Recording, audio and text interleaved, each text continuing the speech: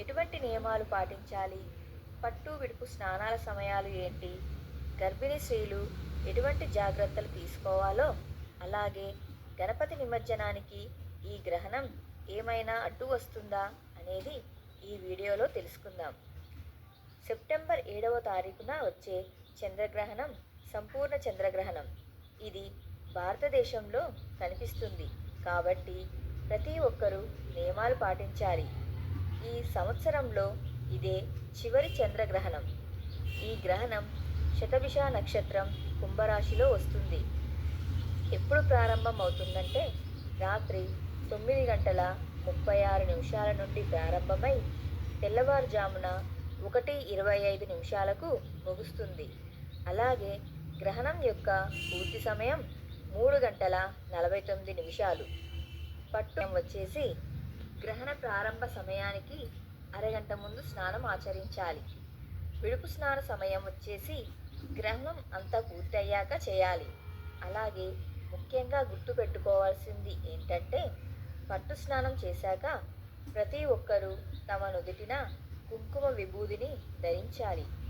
ఈ గ్రహణ సమయం చాలా శక్తివంతమైనది కాబట్టి ఎవరైనా మంత్ర సాధన తీసుకోవడానికి, అలాగే తీసుకున్న వారు సాధన చేయడానికి మంచి సమయం అని చెప్పవచ్చు. ఎందుకంటే ఈ గ్రహణ సమయంలో చేసిన మంత్ర జపానికి ఎక్కువ ఫలితం కలుగుతుంది.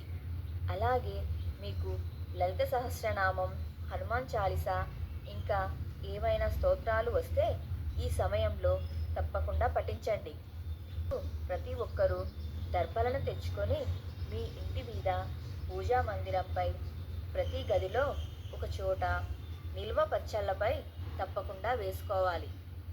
ఈ సాధ్యమైనంత వరకు ఎటువంటి ప్రయాణాలు కూడా చేయకూడదు. ఒకవేళ తప్పనిసరిగా చేయవలసి వస్తే మీ పాకెట్లో లేదా చేతికి దర్బను కట్టుకొని వెళ్ళడం మంచిది. అయ్యాక మరుసటి రోజు ఒక రాగి చెంబులో శుద్ధమైన నీటిని తీసుకొని అందులో కొద్దిగా పసుపు, కుంకుమ, గంగాజలం, గోపంచకం వేసి దర్బలతో ముందుగా పూజ మందిరంపై సంప్రోక్షించి తర్వాత ఇల్లంతా సంప్రోక్షించుకోవాలి. ఆహార నియమాలకు వస్తే గ్రహణంకి 3 గంటల ముందు ఆహారాన్ని తీసుకోవాలి. గ్రహణ సమయంను సూతక కాలమని అంటారు కాబట్టి మనం వండుకునేవి ఆ పూటకి సరిపోయేంత మాత్రమే వండుకుంటే మంచిది. గ్రహణం మరుసటి రోజు ప్రతి ఒక్కరూ పూజ గదిని శుభ్రం చేసి నిత్య దీపారాధన చేసుకోవాలి. ఒకవేళ మీరు విగ్రహ ఆరాధన చేస్తూ ఉంటే మీరు ఆ మరుసటి రోజు అభిషేకం చేసుకోవాలి. గర్భిణీ స్త్రీలు జాగ్రత్త విషయానికి వస్తే గ్రహణ సమయానికి 3 గంటల ముందు ఆహారం తీసుకోవాలి. అలాగే వారు ఉండే గదిలో తలుపులు, కిటికీలు, కర్టెన్స్ అన్నీ క్లోజ్ చేయాలి. ఎట్టి పరిస్థితులలో కూడా వారు బయటికి రాకూడదు.